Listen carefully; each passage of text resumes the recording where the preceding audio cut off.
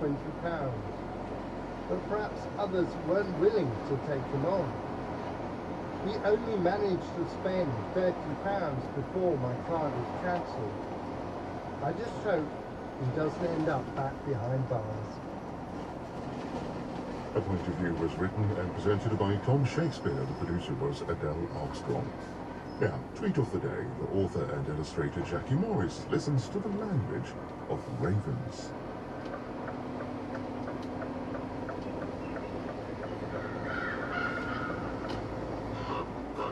When Raven speaks, listen. There's so much variety in their language. From the deep crunk often heard when flying high, the sound that carries far across the sky, to whirs and clicks and murmurings and the sound of the wind in their wings.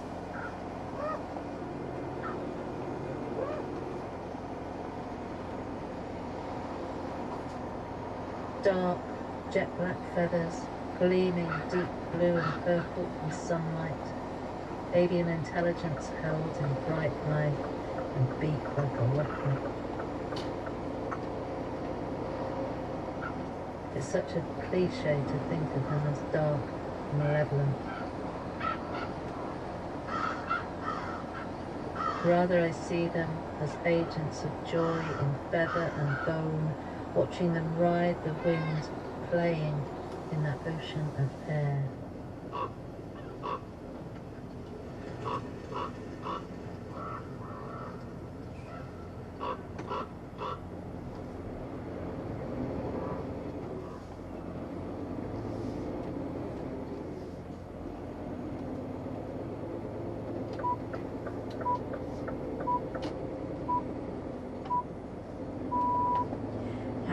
It's 9 o'clock. Good morning. This is Broadcasting House BH. I'm Anita Arlen.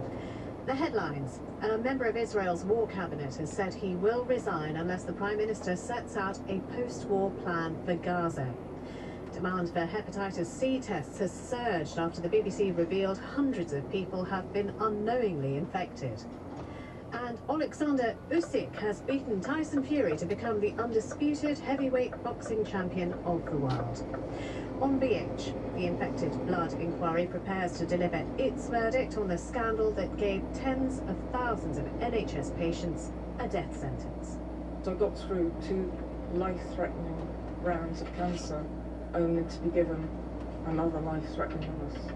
So do these inquiries bring justice, or do they just paper over the cracks? We're going to hear from 2 people at the heart of 2 prominent inquiries of the past, Hillsborough and the murder of Stephen Lawrence. The Conservative MP Robert Halfon is standing down at the next election. He speaks to BH about lessons learned and the only way for the Tories to win at the next election. I absolutely don't believe we will only win if the party comes together, stop the noises off, support the Prime Minister.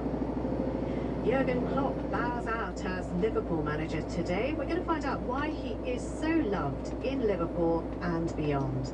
I've been running out to get 6-foot Klopps and little mini Klopps. We wanted to really go off with a bang for this last game. And 100 years ago at Rochester Cathedral, you might have heard this.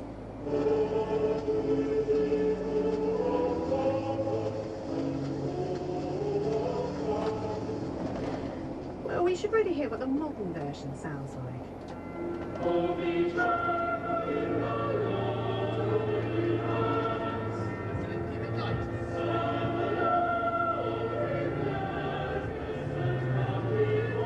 Well, that's just the rehearsal. You're going to hear the performance live right here on BH. With the news review, we have our headliners today, Giles Brandreth, Ash Atala and Eleanor Goodman. But first, the BBC News, read today by Charles Carroll. A senior member of Israel's war cabinet, Benny Gantz, has threatened to resign unless the Prime Minister, Benjamin Netanyahu, adopts a post-war plan for Gaza. In the latest sign of division at the heart of government, Mr. Gantz urged the cabinet to approve 6 goals, including setting up an international administration in the territory. Another member of the war cabinet criticised Mr. Netanyahu last week. The Prime Minister dismissed Mr. Gantz's comments as washed-up words. Our correspondent Paul Adams reports from Jerusalem. With fighting raging at both ends of the Gaza Strip and the Israeli military issuing new evacuation orders in the north, the number of Palestinians displaced over the past 2 weeks has risen to close to 1 million. According to Philippe Lazzarini, head of UNRWA, the UN agency responsible for Palestinian refugees, 800,000 have fled from Rafah. Last night there were more signs of extreme tension at the heart of the Israeli government.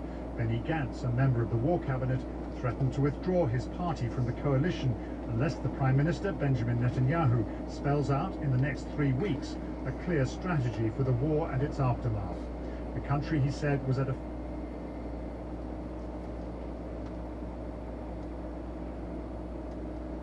will choose to resign from the government.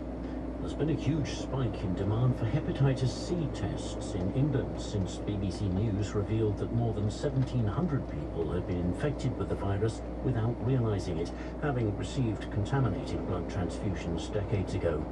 The final report of the public inquiry into what's been described as the biggest treatment disaster in the history of the NHS is due to be published tomorrow. Here's our health editor, Hugh Pym. Thousands of patients developed hepatitis C after blood transfusions dating back to the 1970s. BBC research showed about 1,700 people are still unaware they have the virus, which has very few symptoms. Since this report, there's been a surge in requests for Hep C test kits in England of nearly 13,000 in 9 days. In April, only 2,300 were obtained, close to the monthly average figure. The kits can be ordered online in England or from GP surgeries in the other UK nations. Effective treatment is available for those who test positive. Tomorrow, the final report by the Infected Blood Public Inquiry will be published. A government spokesperson said it was an appalling tragedy that never should have happened, and there were plans to set up a new compensation scheme. The Northern Ireland Secretary Chris Heaton-Harris has announced that he'll stand down as an MP at the next general election. More than 100 MPs have said they won't seek re-election. Most are Conservative. The BBC has learned that Fujitsu, which built the flawed Horizon IT system for the Post Office, sacked its UK boss at the height of the scandal. Rod Vaudrey returned to his native Australia, where he made millions of pounds leading a company which ran into financial difficulties. Ben King has more details. Rod Vaudrey was Fujitsu's global president from 2011 to 2014, a key period when MPs and journalists were raising concerns about Horizon, and an expert witness employed by Fujitsu was giving misleading evidence about the system's reliability in criminal trials. Mr. Vaudrey told the BBC he wasn't involved with Horizon, but as a director he must have been aware if it had been discussed by the UK board. Two sources told the BBC he was sacked in 2014 for issues relating to personal conduct and expenses, though not Horizon. He's now being sued in Australia for breaching his duties as a company director while leading a separate software firm. Allegations he denies. Britain's Tyson Fury has failed in his attempt to become the first undisputed world heavyweight boxing champion in almost 25 years. He lost the unification title fight in Saudi Arabia on a split decision to the Ukrainian Alexander Usyk. Our sports reporter Adi Adidoyan was ringside. It was a terrific contest in which momentum shifted one way and then the other. The first few rounds were a bit of a cat and mouse affair in which both fighters had some success. The first real moment of drama, however, came in the sixth. Usyk was hurt and Fury began to take charge of the contest, but the Ukrainian weathered the storm and rallied impressively. He had Fury dazed and almost out in the ninth, with the Briton saved by the bell. Two judges scored the bout in favour of Usyk, who won it by split decision. It was an amazing show of courage from both men, and with that victory, Usyk cements his place as one of the greatest boxers of all time. There is a rematch clause in the contract, so every chance the pair will face each other again this year. And the Premier League title race will reach its climax this afternoon when either Manchester City or Arsenal will be crowned champions. City lead the table by 2 points and will secure an historic fourth consecutive title if they beat West Ham, but if they drop points, Arsenal can seize top spot with victory over Everton. Charles, thank you very much. This is going to be the week where we hear important developments in not just one, but two seismic public inquiries. A bloody disgrace. That's how one newspaper is describing the infected blood scandal. A report is due to be released tomorrow by the panel looking at tens of thousands of people infected with tainted blood products in the 70s and 80s.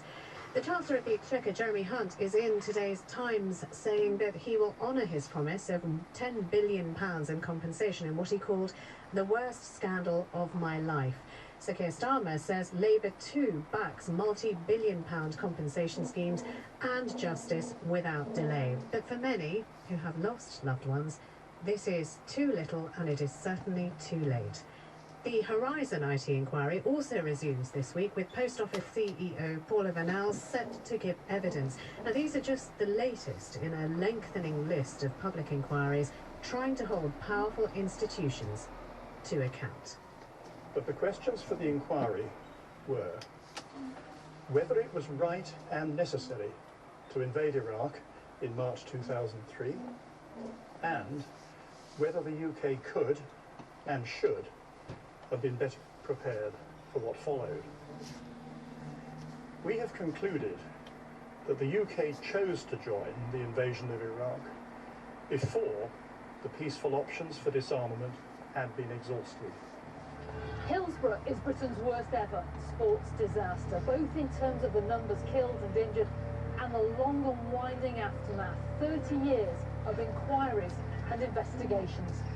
Do you agree with the following? That people died in a crush on the Central Thames? Yes, sir. That closing the tunnel would have prevented